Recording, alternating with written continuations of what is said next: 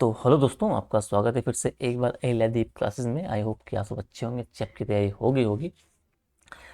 हमने जो पंचायती राज था आपका चैप्टर, उसमें हमने जो देख लिया था पंचायती राज वाला, उसमें आपका जो नगर निगम वाला बचा था, थोड़ा बचा हुआ था, यानी कि जो शहरी स्थानीय शासन था।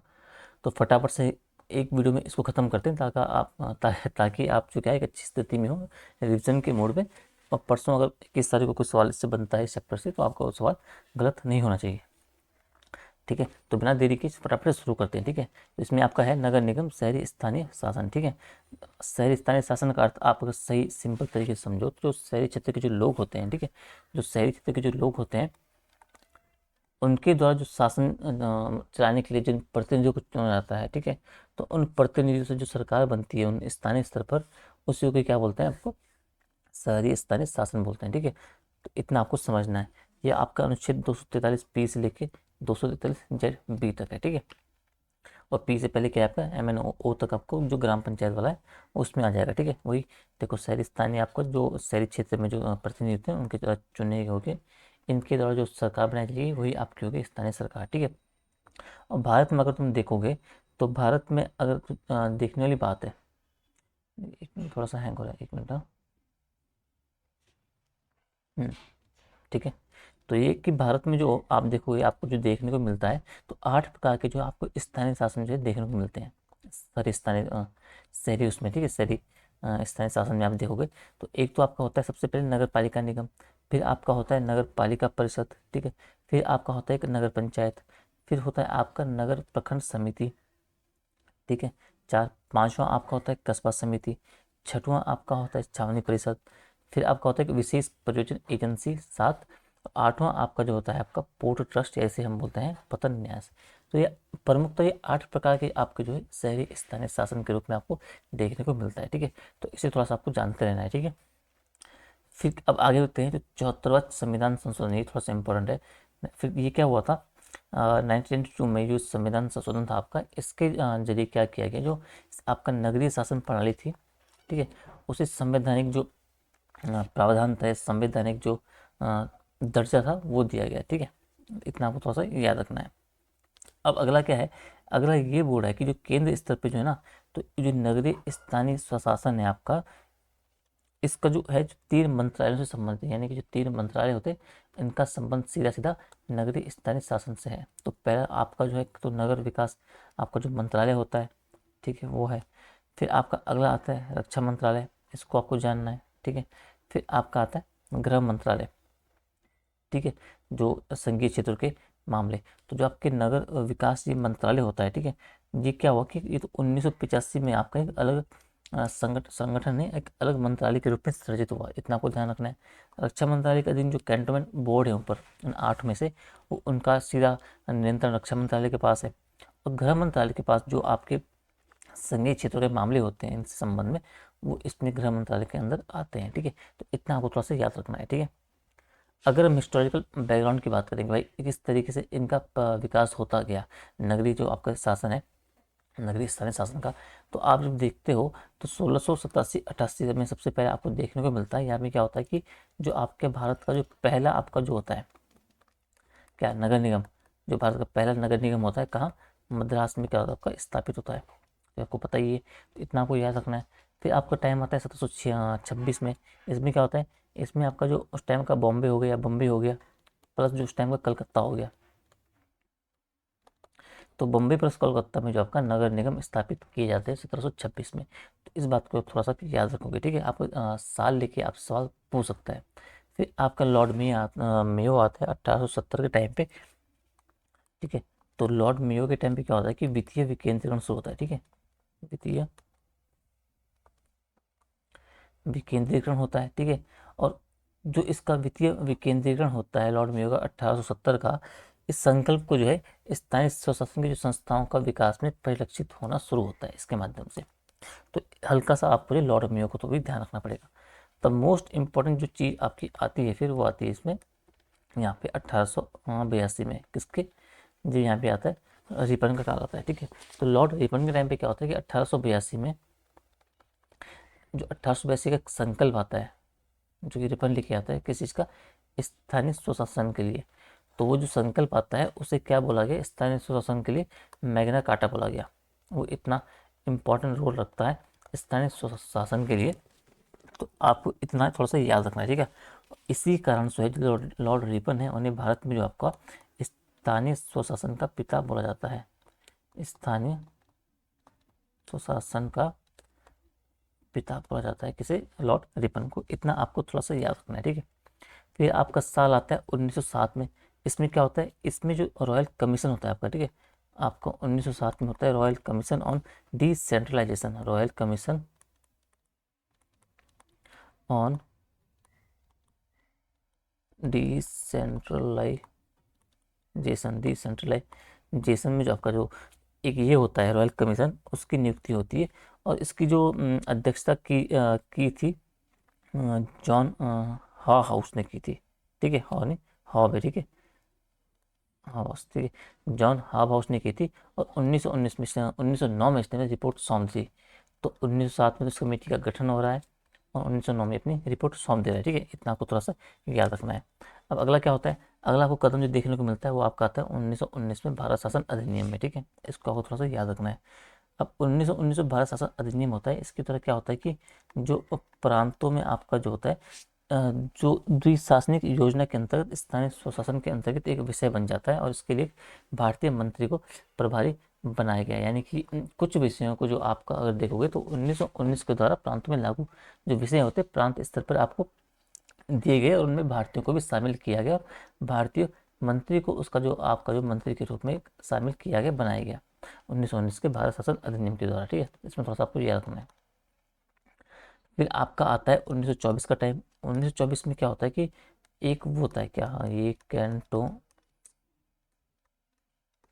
1924 में आप देखोगे तो जो कैंटोनमेंट एक्ट होता है आपका, कैंटोनमेंट एक्ट, ठीक है। तो कैंटोनमेंट एक्ट जो होता है वो केंद्रीय जो विधायिका होती है इस टाइम की, उसके द्वारा पारित किया जाता है, ठीक है। फिर 1935 का साल आता है जो कि इसमें आपको अंतिम रूप से विकास देखने को मिलता है। तो इसमें आपका जो भारत शासन अधिनियम आपका होता है, ठीक है। तो इसके द्वारा क्या होता है कि जो प्रांतीय स्वायत्ता के अंतर्गत जो स्थानीय स्वशासन होता है उसे प्रांतीय विषय घोषित किया गया। तो 1935 के तहत क्या किया गया, जो स्थानीय स्वशासन था इसे क्या किया कि जो प्रांतीय विषय घोषित किया गया, ठीक है। तो इसको थोड़ा सा आपको जानते रहना है, ठीक है, ठीक है। आगे क्या है, हम्म, आगे कहाँ पे, यहाँ पे, हाँ।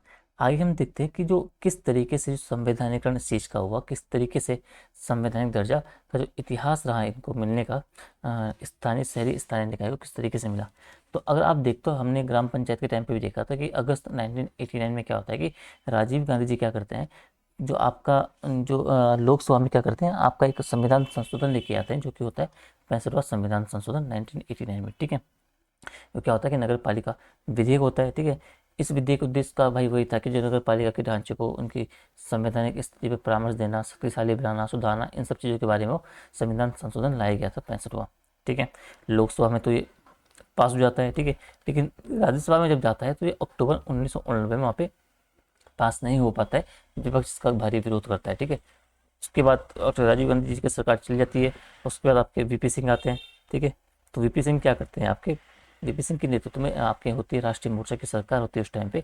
वो फिर सितंबर 1990 में क्या करते हैं कि लोकसभा में पुनः जो आपका जो है इस विधेयक को पुनर्स्थापित करते हैं, ठीक है, ये संशोधन नगर पालिका वाले को। लेकिन फिर भी जो क्या होता है कि विधेयक के पास नहीं हो पाता है और अंत में क्या होती है कि लोकसभा तो विघटित हो जाती है, जिस कारण की जो आपका अधिनियम होता है वो कोलाप्स हो जाता है, ठीक है। अंतिम जो फाइनल प्रयास आपको देखने को मिलता है उसके बाद आपको देखने को मिलता है सितंबर 1991 में। तो सितंबर 1991 में क्या होता है कि पीवी नरसिम्हा राव की सरकार रहती है, ठीक है। जी क्या करते हैं कि पुनः जो लोकसभा में आपका जो होता है वो संशोधित जो नगर पालिका विधेयक होता है उन्हें प्रोस्थापित करते हैं। और अंततः क्या होता है कि 74वां संविधान संशोधन होता है, उसके माध्यम से क्या होता है कि जो 74वां संविधान संशोधन के रूप में ये आपका जो नगर पालिका वाला जो संशोधन वाला जो अधिनियम था वो पारित हो जाता है। और फिर आपका जो है 1 जून 1993 को ये प्रभावी हो जाता है। तो इतना आपको थोड़ा सा याद रखना है प्रोसेस, ठीक है। अब फिर हम देखते हैं कि जो 1992 का जो 74वां संविधान संशोधन था उसमें क्या क्या प्रावधान किए गए, ठीक है। तो इसमें आज आप देखोगे तो इसमें जो भाग 9 क भी जोड़ा गया, ठीक है, भाग 9 क जोड़ा गया और उसको नाम क्या दिया गया, नगर पालिकाएं का नाम दिया गया, नगर पालिकाएं, ठीक है, ये नाम से भाग 9 क को जोड़ा गया, ठीक है। साथ ही इसमें अनुच्छेद 243 पी से लेके 243 आपका जो जेड जी है, जेड जी, वहाँ तक चीज़ें जोड़ी गई। और इसके अलावा जो 12वीं अनुसूची थी ये भी जोड़ी गई, जिसमें क्या किया है कि 18 जो कार्यकारी विषय थे जो कि सीधा संबंध रखते हैं आपका 243 डब्लू से, और ठीक है, ठीक है, सीधा 243 डब्लू से आपका जो है ये कार्यकारी विषय सीधा सीधा संबंध रखते हैं, इनमें इनका उल्लेख किया गया है। तो 12वीं अनुसूची में ये 18 कार्यकारी विषय जो है आपके ये जोड़े गए, ठीक है। अब हम देखते हैं प्रमुख विशेषताएं क्या है, प्रमुख विशेषताएं किस तरीके से इसमें बताई गई है, किस तरीके का आपका जो शासन चलेगा यहाँ। तो इसमें बोला गया है कि 3 प्रकार की पालिकाएं होंगी आपकी, एक तो नगर पंचायत होगी, एक नगर पालिका परिषद होगी और एक आपका नगर पालिका निगम होगा, ठीक है। नगर पंचायत आपका कहाँ होगा, नगर पालिका परिषद कहाँ होगी, इनको हम तो अब देख लेते हैं, ठीक है। अब नगर पंचायत की बात कर रहा है, ये कह रहा है कि परिवर्तित क्षेत्र के लिए, यानी कि वह क्षेत्र जो ग्रामीण से है, जो ग्रामीण क्षेत्र से शहरी क्षेत्र, ग्रामीण क्षेत्र से जो शहरी क्षेत्र में क्या हो रहा है, परिवर्तित हो रहा है, उसके लिए क्या नाम बोला जाएगा, आपका नगर पंचायत बोला जाएगा, ठीक है। जो छोटे शहरी क्षेत्र होंगे उन्हें आपका बोला जाएगा नगर पालिका परिषद, और जो बड़े शहर आपके होंगे उनके लिए क्या बोला जाएगा, सीधा नगर पालिका निगम बोला जाएगा। तो ये 3 चीज़ इसमें बोला गया है, ठीक है। संरचना की बात की जाए तो इसमें बोला गया कि जो नगर पालिका होगी ना, जो नगर पालिका क्षेत्र होगी आपके, नगर पालिका के जो सभी सदस्य होंगे वो सीधे क्या करेंगे, नगर पालिका क्षेत्र के जो लोगों के द्वारा चुने जाएंगे, साफ साफ प्रत्यक्ष रूप से, ठीक है। फिर क्या होगा, जब चुने जाएंगे तो प्रत्येक, और इस उद्देश्य के लिए क्या किया जाएगा, जो ये नगर पालिका क्षेत्र होगा इनको छोटे छोटे या अलग अलग निर्वाचन क्षेत्र, यानी कि हम जो वार्ड बोलते हैं उनमें बांटा जाएगा, ठीक है। तो एक नगर पालिका क्षेत्र था, उसमें जो बड़ा सा उसे अलग अलग कैटेगराइज किया गया, डिवाइड किया गया छोटे छोटे आपके निर्वाचित जो आपके वार्ड थे उसमें, ठीक है। इतना आपको थोड़ा सा याद रखना है, ठीक है। और साथ में जो नगर पालिका के जो अध्यक्ष निर्वाचन का तरीका आपका देखोगे तो आपका जो राज्य विधानमंडल होगा ना, तो राज्य विधानमंडल क्या करेगा कि जो नगर पालिका अध्यक्ष के जो पद है उसके निर्वाचन संबंधी जो रीतियाँ वगैरह होगी, जो तरीके होंगे वो प्रदान कर सकता है, इतना भी आपको थोड़ा सा ध्यान रखना है, ठीक है। अगला हम देखते हैं।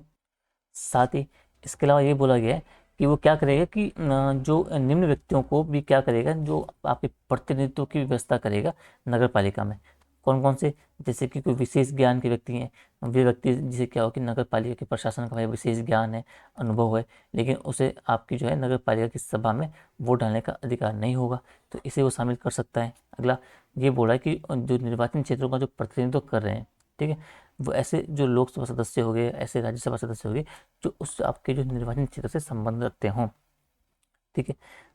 अब अगला आपका बोर्ड है कि तीसरा कौन होगा, तो राज्यसभा और जो राज्य आपका जो विधान परिषद के सदस्य भी जो नगर पालिका के क्षेत्र में मतदाता के रूप में पंजीकृत होंगे उनको भी ये बोर्ड है कि वो उसमें शामिल वो हो सकते हैं, उनको भी शामिल किया जाएगा, ठीक है। और अंतिम बोर्ड है समिति के अध्यक्ष जो आपके होंगे उनको भी उसमें शामिल किया जाएगा। 3-4 चीज़ों को उसमें जो आपको बोल रहा है कि इनको उस प्रतिनिधित्व उसमें दे सकता है, ठीक है। अगला बोर्ड है वार्ड समितियां, बोर्ड है कि वार्ड समितियां किस तरीके से काम करेगी, तो ये बोर्ड है जो 3 लाख या फिर अधिक जनसंख्या वाली जो नगर पालिका के क्षेत्र होंगे ना, तो उनके तहत एक या अधिक वार्ड को मिलाकर क्या किया जाएगा, वार्ड समिति बनाई जाएगी। इतना आपको ध्यान रखना है, ठीक है। समझिए क्या बोल रहा है कि जो 3 लाख या अधिक जो जनसंख्या वाले अधिक जनसंख्या वाली जो नगर पालिका क्षेत्र होंगे उनके तहत जो आपका एक या फिर जो अधिक आपकी जो होगी क्या, एक या अधिक जो आपके वार्ड होंगे उनको मिला के नगर आपकी जो वार्ड समिति है उसका निर्माण किया जाएगा। आरक्षण की बात की गई है तो इसमें बोला गया है एससी हो गए, एसटी हो गए, और इनके जो आरक्षण संबंधी प्रावधान है आपके जनसंख्या के अनुपात में किया जाएगा, इसमें भी इस बात का उल्लेख किया गया है, ठीक है। अब ये बोल रहा है कि इसके अलावा जो महिलाओं का आरक्षण ये बोल रहा है कि भाई इसके अनुपात में अगर आपके ये महिलाओं की जो कुल सीटों की जो आपका हो रहा है कि 1/3 में अनुसूचित जाति और अनुसूचित जो जनजाति महिलाएं आपकी होंगी, एससी और एसटी की जो महिलाएं होंगी उनसे संबंधित आरक्षित सीटें भी इसी में ही शामिल है, ठीक है, इस आरक्षण में। इसको थोड़ा सा आपको याद रखना है, ठीक है। अगला है कार्यकाल का, हम थोड़ा सा देख लेते हैं कार्यकाल क्या है। तो कार्यकाल आपको वही है कि 5 वर्ष निर्धारित किया गया है, उससे पहले विघटन नहीं होगा। अगर समाप्त होता है किसी कारणवश तो जो शेष आपका जो समय काल बचेगा, शेष आपका जो शासन का करने का कार्यकाल बचेगा, उसी के लिए अगला जो आपका जो निर्वाचन होगा या अगले उसके लिए अ, चुनाव होगा। लेकिन अगर न्यूनतम कम से कम अगर 6 माह का टाइम बचा है सिर्फ, 4.5 साल खत्म हो गए, तो इस स्थिति में आपका जो पुनः चुनाव नहीं होंगे, आपको पता ही है, ठीक है। निर्भरता को देख लेते हैं, तो वही है 21 वर्ष प्लस हो गया हो, मतलब किन आधार पे उन्हें अयोग्य घोषित किया जा सकता है।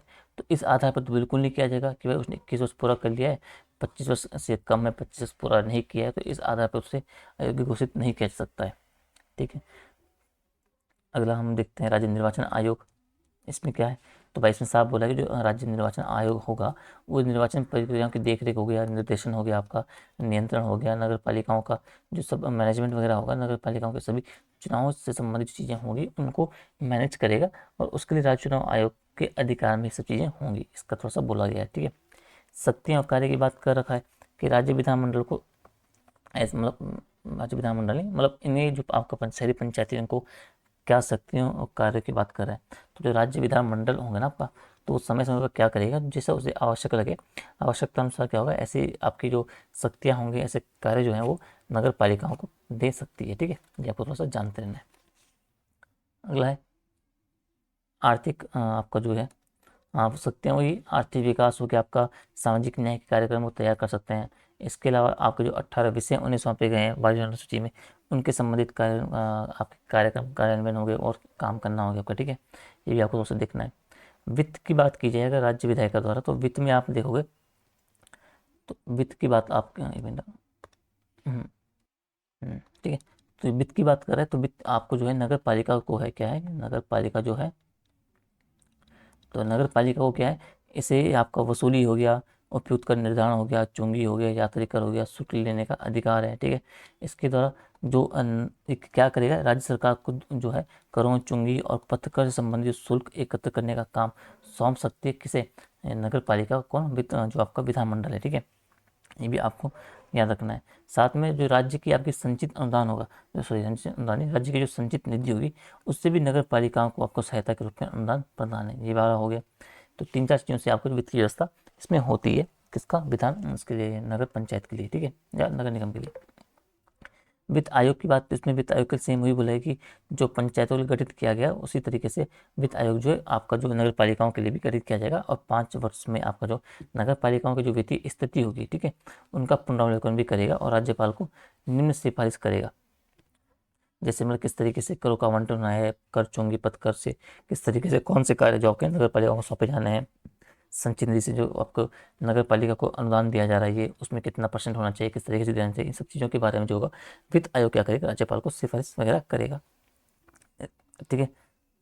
अब जो ऑडिटिंग वाला मामला है, तो ऑडिटिंग वाला आपकी बात कर रखा है, तो आपका जो होगा ऑडिटिंग, अगर आप देखोगे किस तरीके से किया जाएगा, तो ऑडिटिंग का वही है जो हमने ऊपर देखा, तो अधिकार किसके पास है, राज्य विधानमंडल के पास है, ठीक है। तो राज्य विधानमंडल अगर क्या करेगा, नगर पालिकाओं के लेखाओं के अनुरक्षण ऑडिटिंग के लिए समय समय पर क्या कर सकता है, जैसा उसे सही लगे, और लेखा परीक्षण के संबंध में उपबंध बना सकता है। तो ये अधिकार आपका जो विधानमंडल के पास है, इतना आपको याद रखना है, ठीक है। इसके थोड़ा सा इंपॉर्टेंट आपको हो जाता है जिला योजना समिति, इसको देख लेते हैं। इसमें क्या है, तो प्रत्येक राज्य में ये बोल रहा है कि प्रत्येक राज्य में क्या होगा, प्रत्येक राज्य में जिला स्तर पर आपका जो एक क्या होगा, जिला स्तर पर एक जिला योजना समिति होगी, ठीक है, जिला योजना समिति, ठीक है। तो राज्य जो होगा आपका जिला स्तर पर प्रत्येक एक जिला आपका योजना समिति का जो गठन करेगा, ठीक है, जो क्या करेगा, जिले की जो पंचायतों एवं जो नगर पालिकाओं के द्वारा जो तैयार जो योजना है उसको संगठित करेगी, और जिला स्तर पर एक क्या करेगा, एक विकास योजना का प्रारूप जो है आपका तैयार करेगी, ठीक है। अब राज्य विधानमंडल, हाँ उसे छोड़ दो, इतना याद रखो आप, ठीक है। प्रत्येक राज्य का कर्तव्य है कि प्रत्येक जिले पर, जिला स्तर पर क्या करेगा, एक जिला योजना समिति का गठन करेगा, और वो जिला योजना समिति क्या करेगी, अपने जिले से संबंधित जितने भी ग्राम पंचायत और जो बाकी नगर पालिकाओं द्वारा जो योजना तैयार की गई थी उनको संगठित करके फिर वो क्या करेगा, आपका एक जिला स्तर पर एक विकास योजना का प्रारूप तैयार करेगी। इतना आपको से याद रखना है, ठीक है।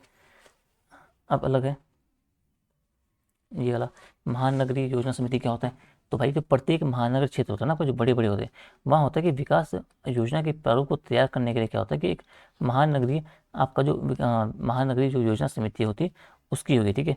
और राज्य मंडल जो विधानमंडल होगा आपका, वो इसके लिए आपके समय समय पर ऐसे उपबंध बना सकती है, ठीक है, कि संरचना कैसी होगी, निर्वाचन की रीति कैसी होगी, सदस्य वगैरह जो कुछ भी होगा सब उनका उल्लेख जो आपका विधानमंडल करेगा। इतना आपको थोड़ा सा जानते रहना है, ठीक है। अगला आपका है 12वीं अनुसूची के बारे में बोल रहा है।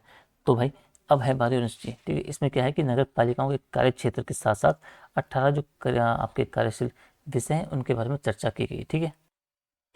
ठीक है, तो ये हम जो देख रहे हैं कि इसमें ये है कि जो 12वीं अनुसूची में है, ठीक है, तो 12वीं अनुसूची में क्या है कि नगर पालिकाओं से संबंधित आपका 18 कार्यकारी विषय कौन कौन से, उन्हें फटाफट से देख लेते हैं, ठीक है। तो इसमें आप देखोगे तो जैसे कि पहला आपका नगरीय योजना बनाना, जिसमें कि नगर की योजना भी शामिल है आपका। दूसरा आप देखोगे तो भूमि उपयोग का विनियमन उस क्षेत्र में आपका होगा, भवनों का निर्माण किस तरीके से होगा, इन सब के बारे में। आर्थिक और जो सामाजिक विकास योजना होगी 3। चौथा आपका हो गया सड़कें और पुलें हो गया। पाँचवा आपका हो जाएगा घरेलू और औद्योगिक और वाणिज्यिक प्रयोजन के लिए जल का प्रबंधन किस तरीके से किया जाए। छठवां क्या होगा, लोक स्वास्थ्य हो गया, स्वच्छता आपका हो गया, सफाई कूड़ा प्रबंधन आपका हो गया। सातवां आपका अग्निशमन सेवाएं हो गया। आठवां आपका जो नगर वानिकी हो गया, पर्यावरण संरक्षण हो गया, पारिस्थितिकी आपका जो आयाम वगैरह हो गया, उनकी अभिवृद्धि किस तरीके से आप किए जाएंगे इसके बारे में हो गया, 8 हो गया। नौवां बोल रहा है समाचार के जो समाज के जो कमजोर वर्ग हैं उनके हितों का संरक्षण के बारे में बोल रहा है। 10वां आपका जो गंदी बहती सुधार के बारे में बोल रहा है। 11वां आपका जो बोल रहा है जो नगरीय निर्धनता उन्मूलन है उसके बारे में बोल रहा है। 12वां आप देखोगे तो जो नगरीय सुख सुविधाओं से जो पार्क उद्यान खेल के मैदान है उनके बारे में बोल रहा है, इसको आपको याद रखना है। हाँ, आप है, हाँ, पागल की। 13वां आपका ये बोल रहा है जो सांस्कृतिक हो गई, सांस्कृतिक आपका हो गया, जो शैक्षणिक आपका हो गया, जो सौंदर्य पक्ष हो गए, इन सब के आयामों की अभिवृद्धि किस तरीके से किया जाए।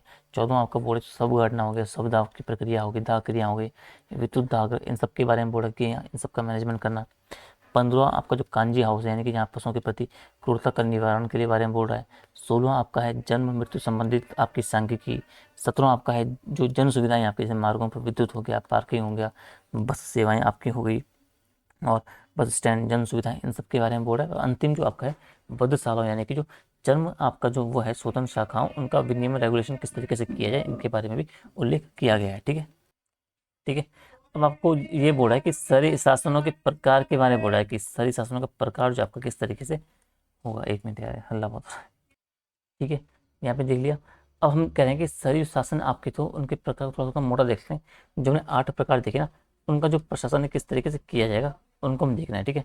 तो पहला आपका ऑब्वियस सी बात है, जो पहला नगर निगम है, यानी कि जो बड़े आपके नगर होंगे उनमें आपके जैसे दिल्ली मुंबई कोलकाता हो गया, उनमें जो होंगे आपके नगर निगम होंगे। अब इनमें क्या होगा, 3 प्राधिकरण होगा, ठीक है। एक तो परिषद होगी, ठीक है। एक मिनट पेन थोड़ा चेंज कर लेता हूँ, कलर थोड़ा मैच हो रहा है, ब्लू कलर से, ठीक है। तो ये बोला कि 3 प्राधिकरण होंगे आपके नगर निगम में, एक तो परिषद होगी, एक आपकी स्थायी समिति होगी, और एक आपका आयुक्त होगा। तो 3 चीज़ आपका जो 3 प्राधिकरण से आपका जो नगर निगम काम करेगा। अब प्राधिकरण क्या हो गया, प्राधिकरण, हाँ, परिषद क्या होगा, परिषद आपका जो है एक निगम की आपकी क्या है कि निगम की एक विचारात्मक और एक कार्यात्मक आपकी विधायी शाखा है, ठीक है। इसमें क्या होगा कि जनता द्वारा जो प्रत्यक्ष निर्वाचित क्या होंगे, पार्षद होंगे, ठीक है। और कुछ नामित व्यक्ति भी होते हैं इसमें, इतना आपको याद रखना है। और अब ये क्या करेंगे, ठीक है, जो पार्षद होंगे उसका काम वाम देखेंगे। अब पार्षद आप जब हम बात करेंगे, जो परिषद का जो प्रमुख होगा वो होगा महापौर, जिसे हम क्या बोलते हैं, मेयर ही बोलते हैं। तो इतना आपको थोड़ा सा याद रखना है, ठीक है।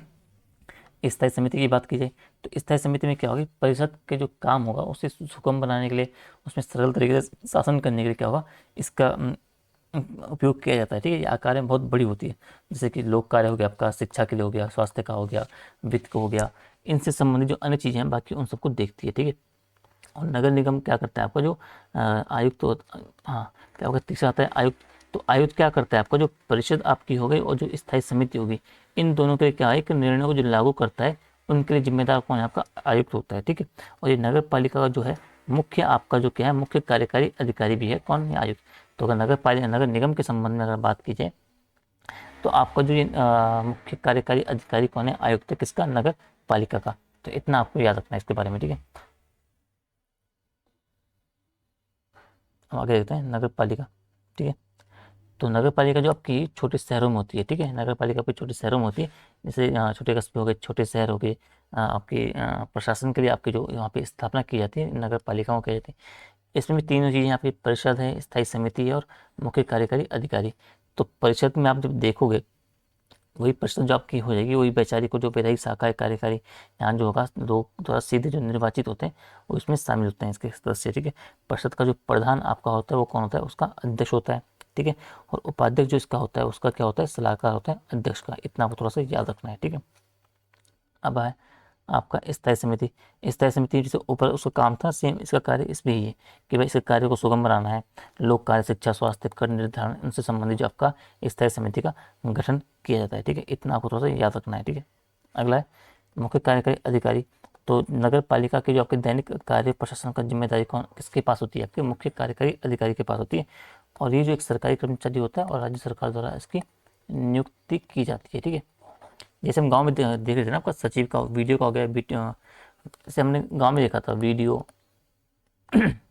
वीडियो और सीडीओ, इसी तरीके से यहाँ भी आपको देखने को मिलते हैं, ठीक है। अब आपका तीसरा आता है अधिसूचित क्षेत्र। अधिसूचित क्षेत्र आपके जो दो प्रकार के प्रशासन द्वारा होता है इनके माध्यम से। पहला, कहीं औद्योगिकरण हुआ है, ठीक है, उसके कारण क्या हुआ कि वहाँ की जो विकासशील कस्बा होता है, मतलब कस्बा जो विकसित बन जाता है काफ़ी क्षेत्र, ठीक है। तो वो तो हो गया, लेकिन अभी तक जो ये क्षेत्र है नगर पालिका गठन की आवश्यक जो शर्तें हैं वो पूरी नहीं करता है, ठीक है। तो राज्य सरकार लेकिन ये मानता है कि क्षेत्र जो है थोड़ा बहुत महत्वपूर्ण है, तो वहाँ कुछ क्षेत्र को जो आपका जो है एक सरकारी राजपत्र में प्रकाशित करके एक नोटिफाइड या अधिसूचित कर लिया जाता है, ठीक है। तो वहाँ के लिए दूसरा ये बोल रहा है कि नगर पालिका, सॉरी मैंने थोड़ा सा गलत बता दिया आपको। तो पहला तो आपका जो शामिल होगा, तो जो औद्योगिक किसी क्षेत्र में औद्योगिकरण हुआ, ठीक है, तो वो जो उस वहाँ का जो कस्बा होगा, जो क्षेत्र होगा, वो विकासशील, काफ़ी विकास में आगे आ जाएगा, काफ़ी विकसित हो जाएगा। तो एक तो एरिया ये इसमें शामिल हो जाएगा। और दूसरा एरिया आपका ये है जो मैंने यहाँ बोला कि नगर पालिका की जो वो क्षेत्र है, वो नगर पालिका के लिए जो आवश्यक शर्तें हैं वो पूरी अभी तक नहीं की उसने, लेकिन राज्य सरकार को ऐसा लगता है कि ये बहुत इंपॉर्टेंट एरिया है, बहुत महत्वपूर्ण है, ठीक है। तो इसलिए भी क्या करेगा वो एक राजपत्र में आपका जो होगा प्रकाशित करके एक विज्ञप्ति, एक इसको नोटिफाइड कर देगा, तो अधिसूचित कर देगा इस क्षेत्र को। तो इन दोनों क्षेत्रों का जो आपको शामिल किया जाता है आपका अधिसूचित क्षेत्र में किया जाता है, इतना आपको थोड़ा सा याद रखना है, ठीक है। चौथा आपका है नगर क्षेत्रीय समिति। इसमें आपको देखना है, तो इसमें आपका वो ये जो छोटे आपका जो ग्राम कस्बे होते हैं उनके प्रशासन के लिए एक नगर क्षेत्रीय समिति का गठन किया जाता है। जैसे कि और इनके पास क्या होता है कि मतलब सीमित अधिकार नागरिक सेवाएं इनके पास दी जाती है, जैसे जल निकासी हो गया, सड़कें वगैरह हुई, मार्गों में प्रकाश व्यवस्था करना, साक्षरता की जिम्मेदारी, इन सब के बारे में इनको जो आपको जो है राज्य सरकार द्वारा निर्वाचित नामित किया जाता है, इतना आपको थोड़ा सा याद रखना है। पांचवा आपका आता है छावनी परिषद। ये थोड़ा सा इंपॉर्टेंट हो जाता है, इसमें सवाल बन सकता है आपका। अब छावनी क्षेत्र में क्या होता है, छावनी क्षेत्र में जो सिविल जनसंख्या होती है, ठीक है, तो उन जनसंख्या के प्रशासन के लिए क्या है, आपका छावनी परिषद का गठन किया जाता है, ठीक है। इतना आपको तो सही याद रखना है। और ये जो है आपका 2006 का जो छावनी अधिनियम है उसके अधीन जो है आपका आपका जो गठित किया जाता है। इंपॉर्टेंट बात जो इसमें ये है कि जो छावनी परिषद का है ना, अभी तक आपने क्या देखा, जो ऊपर के चार है उनका सीधा नियंत्रण किसके पास था, राज्य सरकार के पास था, ठीक है, राज्य सरकार के द्वारा प्रशासित होती थी। लेकिन जो छावनी परिषद होती है इसका जो नियंत्रण आपके पास सीधा आप देखोगे तो उसका सीधा नियंत्रण आपका जो केंद्र सरकार द्वारा गठित और प्रशासित की जाती है, ठीक है। तो अगर पूछा जाए कि छावनी परिषद किसके द्वारा गठित की जाती है तो सीधा केंद्र सरकार के द्वारा। तो ये लाइन थोड़ा सा इंपॉर्टेंट है, इसको थोड़ा सा आपको याद रखना है, ठीक है। अगला हम देखते हैं नगरीय क्षेत्र आपका हो जाता है। उससे पहले हम थोड़ा सा कुछ, हाँ ये इतना रखते हैं, बाकी छोड़ दो, कुछ खास है नहीं, ठीक है। हाँ इसमें एक और बात आप ये याद रख सकते हो कि जो छावनी परिषद का जो कार्यकारी अधिकारी होगा, जो कार्यकारी अधिकारी जो होगा कौन, छावनी परिषद का, तो कार्यकारी अधिकारी की नियुक्ति कौन करेंगे, सीधा भारत के राष्ट्रपति करेंगे। इतना थोड़ा सा आपको याद रखना है बस, और कुछ नहीं, ठीक है। अगला है छठवां नगरीय क्षेत्र। तो नगरीय क्षेत्र क्या होता है कि जो शहरी प्रशासन आपका जो होता है एक वृहद सार्वजनिक उपक्रमों द्वारा आपका स्थापित किया जाता है, ठीक है। जो इस तरह का जो आपका नगरीय क्षेत्र होगा ना, तो जो शहरी प्रशासन आपका जो होगा वो वृहद जो सार्वजनिक उपक्रम होंगे उनके द्वारा स्थापित किया जाता है, ठीक है। और जो क्या होता है कि जो उद्योगों के निकट आपकी जो बनी बड़ी बड़ी आवश्यक कॉलोनियाँ होती है उनके वहाँ जो रहने वाले कर्मचारी होते हैं उनको सुविधाएं प्रदान करती है। तो नगरीय क्षेत्रों का जो संबंध आपको हो सकता है इस तरीके से आप थोड़ा सा समझ सकते हैं, ठीक है। अगला हम देखने वाले हैं न्यास पतन को हम देखते हैं, ठीक है। न्यास पतन यानी कि जो बंदरगाह वाले क्षेत्र हैं जैसे मुंबई, कोलकाता, चेन्नई, तो इन सब में जो आपके मुख्य रूप से दो उद्देश्यों के लिए इनके न्यास पतन की आपके गठन किया जाता है। एक तो है बंदरगाहों की सुरक्षा के लिए, ठीक है, और दूसरा आपका जो नागरिक सुविधाएं उन्हें प्रदान करना है उसके लिए आपको थोड़ा सा देखने रहना है। और अंतिम आपका है विशेष उद्देश्य हेतु अभिकरण, ठीक है। अब विशेष उद्देश्य हेतु अभिकरण ये क्या होता है? तो भाई ये क्या होता है कि ये 7 आपका जो क्षेत्र आधार वाली क्षेत्र इकाइयाँ होती है, बहुउद्देशीय इकाइयाँ, ठीक है, तो उनके लिए क्या करता है राज्य ने विशेष कार्यों के नियंत्रण हेतु इन विशेष प्रकार की आपकी जो अभिकरणों का गठन किया जाता है। यानी कि दूसरे शब्दों में कह सकते हैं कि एक जो आपके व्यापक उद्देश्य उनका होता है, एक विशेष उद्देश्य होता है, उसके लिए इन तरह की जो इकाई है इनका उपयोग जो गठन किया जाता है, मतलब गठन वगैरह किया जाता है। जैसे जैसे कि आपके नगरीय सुधार करना है, शहरी सुधार प्राधिकरण हो गया, जलापूर्ति एवं मल विकास बोर्ड हो गया, आवासीय बोर्ड हो गया, आपके प्रदूषण नियंत्रण बोर्ड हो गया, विद्युत आपूर्ति बोर्ड हो गया। इस तरीके से चीज़ें आपकी जो है इस विशेष उद्देश्य के लिए इन अभिकरणों का गठन किया जाता है। इसको आपको थोड़ा सा याद रखना है, ठीक है। यहाँ तक हो गया। अब हम राजस्व की बात करें कि निगम राजस्व के जो आपके कर के साधन क्या क्या हैं, ठीक है। तो 5 प्रकार से बेसिकली निगम को आपका जो राजस्व प्राप्त होता है। तो पहला तो आपका तक कर राजस्व है, जो आपके उसके स्थानीय कर से उसे जो राजस्व प्राप्त हो रहा है उसमें आपके अंतर्गत संपत्ति कर आ गया, मनोरंजन कर आ गया, विज्ञापन कर आ गया, जल कर, मवेशी कर, प्रकाश कर, बाजार कर, नए पुलों पर कर, पुराने पुलों पर कर, इन सब से संबंधित जो आपकी कर व्यवस्था है आपकी, वो कर राजस्व जो है उससे आपका जो निगम राजस्व प्राप्त होता है, इसको आपको थोड़ा सा याद रखना है। गैर कर राजस्व क्या है? तो उसके अंतर्गत आपका जो संपत्ति हो गई, जो फीस वगैरह हो गया, कोई जुर्माना हो गया, कोई लाभांश हो गया, ब्याज हो गया, इस तरह की जो चीज़ें हैं वो गैर कर राजस्व में आपके शामिल होती है। तो दूसरा आपको यहाँ से उसका सोर्स ऑफ इनकम है। थर्ड क्या है? जो अनुदान। तो अनुदान इसमें जो केंद्र जो सेंटर प्लस स्टेट के द्वारा जो आपको जो अनुदान दिया जाता है इसे भी इसमें शामिल किया गया। इसका भी एक साधन है सोर्स ऑफ इनकम का। इनकम मतलब सोर्स ऑफ आप रेवेन्यू का, ठीक है। चौथा आपका हस्तांतरण हो गया। तो इसके अलावा क्या होता है कि जो राज्य सरकार से जो शहरी स्थानीय निकाय को निधि का आपका जो हस्तांतरण किया जाता है तो भी इसमें शामिल होता है, ठीक है।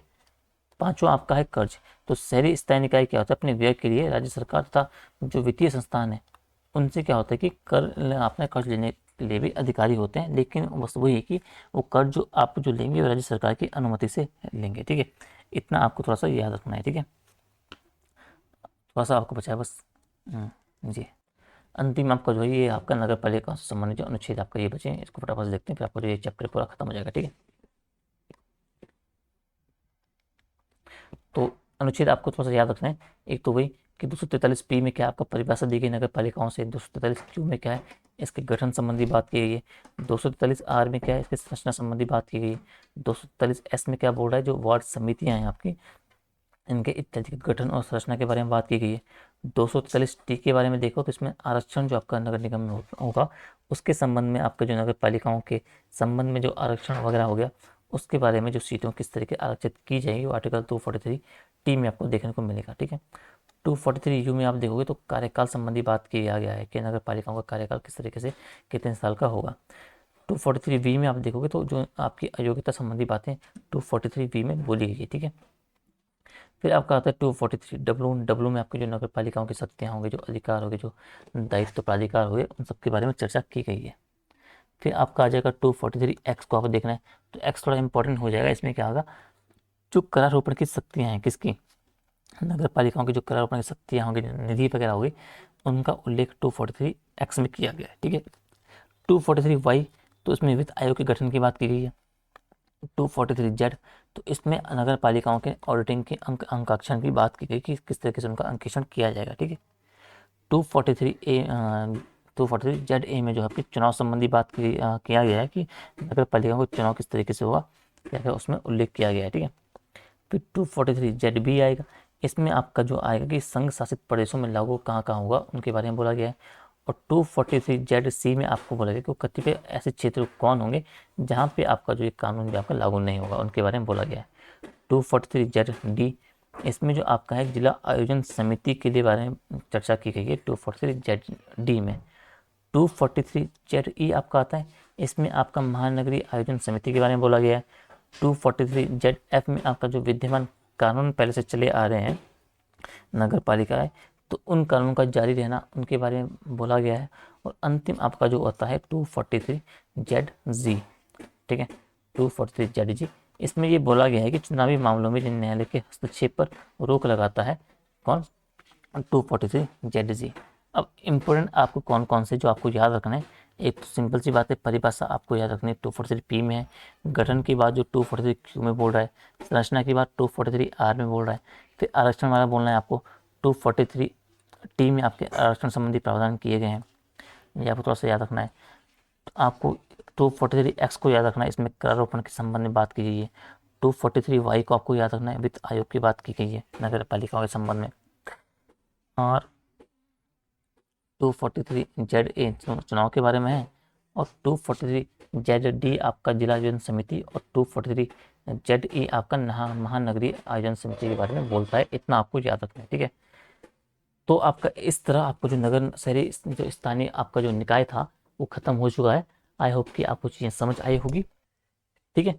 तो आपका जो शहरी आपका जो नगर पालिकाओं से संबंधित चीज़ें थी वो महत्वपूर्ण मैंने डिस्कस कर ली है। आई होप कि इसमें से कुछ ना कुछ सवाल आपका आ जाए, और सवाल अगर आता है तो आप इस स्थिति में हो कि इनके सवालों को आप सही तरीके से सॉल्व कर पाएँ, ठीक है। तो 21 तारीख के पेपर के लिए अभी से ऑल द बेस्ट, अच्छे से पेपर देना। तो अभी एक दो वीडियो और रह गई है, मैं कोशिश करता हूँ शाम तक या कल तक 2-3 वीडियो और दे दूँगा, ताकि एक थोड़ा मोर ऑफ द आपका जो रिवीजन आपको जो चीज़ें इकोनॉमिक सर्वे का वो हो जाए, ठीक है। तो ठीक है, अगर आपने यहाँ तक वीडियो देखी तो आपका बहुत बहुत धन्यवाद। अपना ध्यान रखिए, अच्छे से अपनी तैयारी करिए। जल्दी मिलते हैं आपको अगली वीडियो में, तब तक के लिए बाय।